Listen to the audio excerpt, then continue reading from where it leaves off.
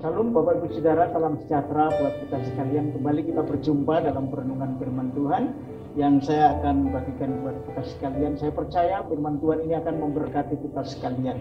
Bapak Ibu Saudara, kali ini saya akan mengangkat satu tema dengan satu judul mengenai keadaan manusia pada akhir zaman. Saudara, kalau kita berbicara tentang keadaan, berarti berbicara tentang sifat, saudara. Sifat atau keadaan yang melekat di dalam diri manusia, yang dimana manusia itu terdiri dari tubuh dan jiwanya.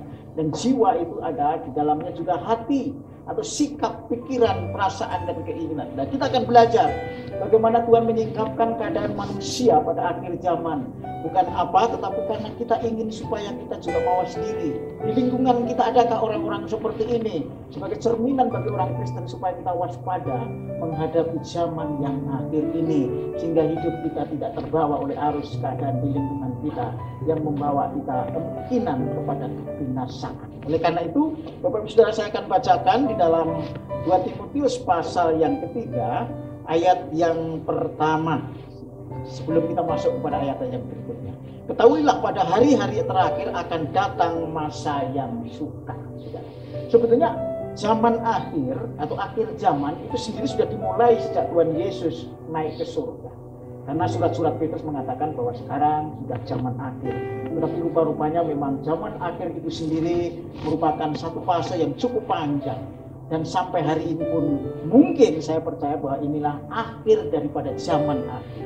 Dan kita lihat tandanya dari sifat dan keadaan manusia. Di dalam ayat ini dikatakan bahwa Paulus menegaskan bahwa pada hari-hari yang terakhir akan datang masa yang sukar, saudara. Masa yang sukar itu tentu dialami oleh manusia, saudara. Bukan oleh binatang, oleh makhluk yang lain, oleh manusia. Dan kita bagian daripada manusia yang terutama kita mendapat wahyu dari Tuhan supaya kita waspada. Karena ini berkaitan dengan nasib hidup kita yang akan datang. Bagaimana di zaman akhir ini kita bisa menyikapi dengan benar supaya hidup kita berada di dalam tuntunan Tuhan, sehingga kita tidak menjadi korban dari penyesatan atau hidup tidak sesuai dengan firman Tuhan. Mengapa dikatakan sukar, saudara-saudara? Mengapa di zaman akhir dikatakan masa sukar? Ayat yang kedua mari kita baca. Manusia akan mencintai dirinya sendiri, saudara.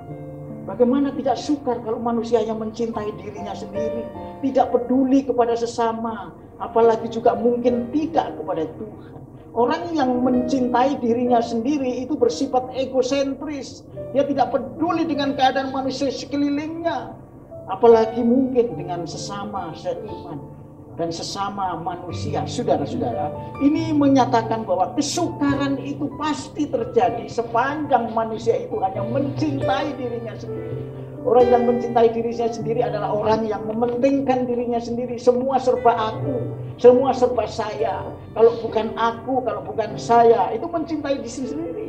Mungkin itu hanya masalah pendapat, tetapi juga karena harta, karena uang, karena materi, itu bisa mencintai dirinya sendiri. Dan itu yang ditegur oleh firman Tuhan.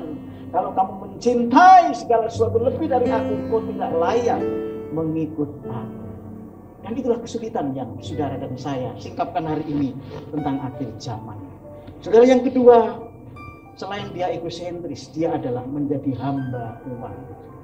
Kalau kita menghambakan diri terhadap sesuatu atau terhadap seseorang, kecuali kepada Tuhan, berarti kita sudah menganggap orang itu seperti Tuhan.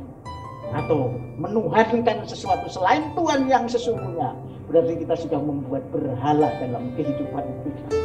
Tetapi ini yang dikatakan adalah uang, saudara. Uang dan uang dan uang.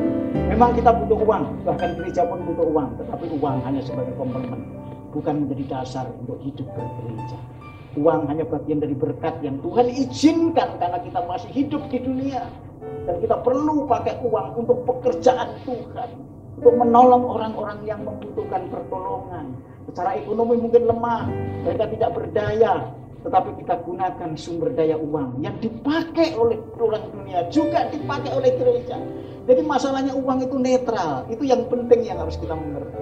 Jangan sampai kita menganggap uang menjadi berkat yang lebih daripada Tuhan itu sendiri.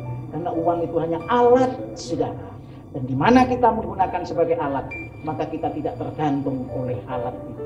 Kita harus tergantung oleh yang memberi dan menciptakan alat itu. Oleh karena itu Bapak Ibu Saudara, jangan kita menjadi hamba uang. Karena zaman akhir ini kita banyak melihat bahwa orang yang sudah bergelimangan uang, yang menjadi hamba uang. Semua diukur dengan uang. Bahkan kadang-kadang gereja pun diukur dengan uang. Kita cari uang membangun gereja. Kita cari uang. Yang dicari uang bukan Tuhan. Saudara, ini bahaya saudara. Cari Tuhan, saudara. Walaupun uang diperlukan, Tuhan pasti akan mengarahkan. Kamu butuh uang, aku tahu apa yang kau butuhkan. Itu uang itu nanti akan datangkan. Kalau saudara bekerja dengan baik, kita bekerja dengan baik sesuai dengan tuntunan firman, maka kita bisa menggunakan uang, bukan menjadi hamba uang, tetapi menggunakan uang sebagai alat untuk memuliakan. Saudara-saudara yang dikasih Tuhan. Dan yang ketiga, saudara-saudara, orang-orang di zaman akhir yang menjadi kesulitan bagi manusia adalah suka membual. Di sana dikatakan mereka akan membual. Kata membual saya buka di dalam kamus, itu suka ngomong gede-gede, tetapi tidak ada isinya. Tong kosong berbunyi nyaring.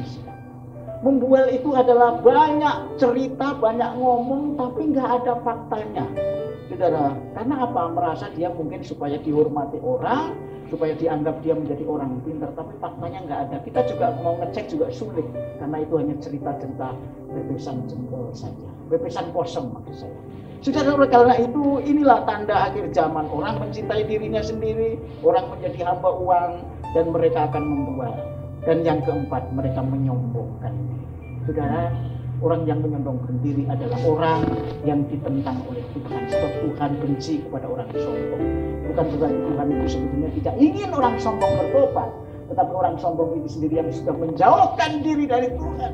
Kalau saya boleh memahami, dosa itu begitu jahatnya, karena dosa itu menjadi pribadi yang sudah merusak manusia yang berpribadi itu keluar dari Tuhan, menjauhkan, sehingga seolah-olah Tuhan itu sudah tidak ada, sehingga dia menjadi dirinya sendiri sebagai orang yang bisa diandalkan tanpa siapapun, bahkan tanpa Tuhan. Itu orang yang menyombongkan diri. Oleh karena itu Bapak Ibu Saudara, mari jangan kita sebagai orang percaya yang saat ini diingatkan supaya kita tidak mencintai diri, tidak menjadi hamba uang, dan tidak suka membual dan tidak menyombongkan diri. Tapi jadilah anak-anak Tuhan yang sungguh-sungguh cinta Tuhan, menjadi orang yang rendah hati, orang yang sungguh-sungguh mengikuti apa yang Tuhan mau. Karena Tuhan ingin supaya kita menjadi berkat, karena kita sudah diberkati.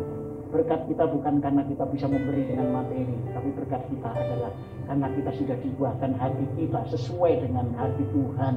Kalau kita mau menjadi berkat, jadilah orang yang murah hati. Kalau kita mau menjadi berkat, jadilah orang yang rendah hati. Kalau kita mau menjadi berkat, jadilah orang yang sabar.